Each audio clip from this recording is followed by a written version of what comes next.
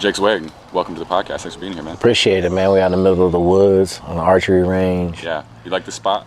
Yeah, super clean, man. I tell everybody, I grew up shooting every day. Did you? Every day. Because you're from Washington, right? Yeah, every day. Yeah. I probably shot 2 to 3 hours a day every day. Jesus. For the most part. Like up until middle school when I got into sports. But even like sixth grade, we couldn't do sports in middle school, so I was still shooting. Yeah.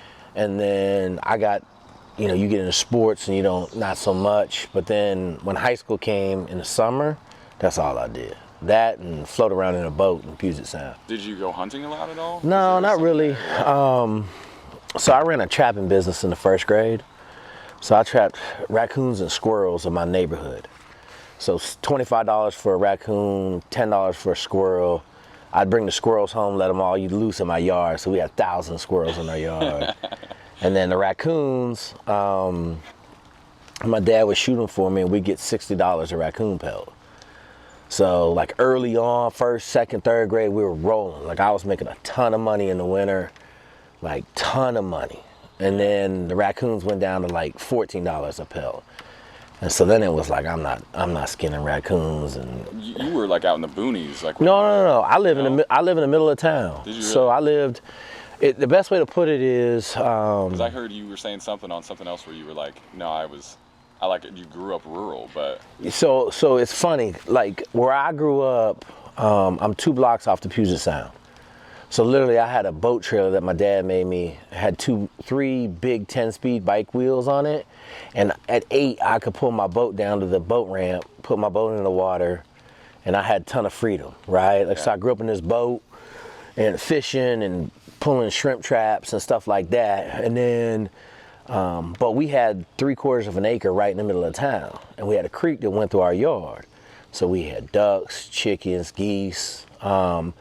I spent my summers in St. Louis, so we had 2 box turtles from Illinois, because my uncle grew up on a farm out here. So when we come out here, I found 2 turtles, and so I took them home. We had 2 turtles, we had frogs, ton of chickens in the chicken coop, and so it feels more like at home to you to just be outside. That's probably 100%. Because even when I called you and set up this podcast, and you were like, well, "Let's go outside. I want to go outside. Let's do it outside." Yeah, it's interesting because my dad basically was a savage, okay? My dad did 4 years in prison, was a truck driver, just, I don't want to say a violent man, but that's really what he was, a violent man.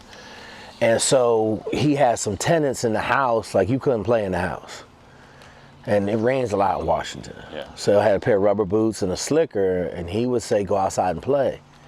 And he didn't care if it was raining, and when he said go outside and play, normally, like you couldn't come back inside. And so I spent a ton of time outside in the rain, ton of time outside. Like we built a hay bale bow archery thing in my boy's backyard, in Scott's backyard. So he lived literally catty corner from me, and he had a huge, probably about this size field onto the right of his house. Yeah. And in the back of it, we had a archery stand. Like we had a pallet. We had like 7 or 8. I guess it would be 8 hay bales high, like 5 high, probably 2 wide. So maybe we had 10 hay bales in there. It had a cover, and you had a little piece of tarp that was over it to keep it dry. So you just walk over there and shoot all you want. What do you think that's?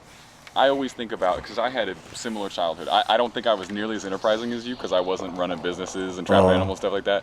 But I was always outside. I wasn't allowed video games at all for, I don't know, I must have been 16 or something before I had any sort of video game. By then, it was too late. I can't play a video game for 5 minutes. I'm so bored. I'm so over it. Andrea knows. I'm just like walking away. I'm done. But like, what do you think that's doing to kids? I know you work with a lot of kids who probably come up in a totally different way.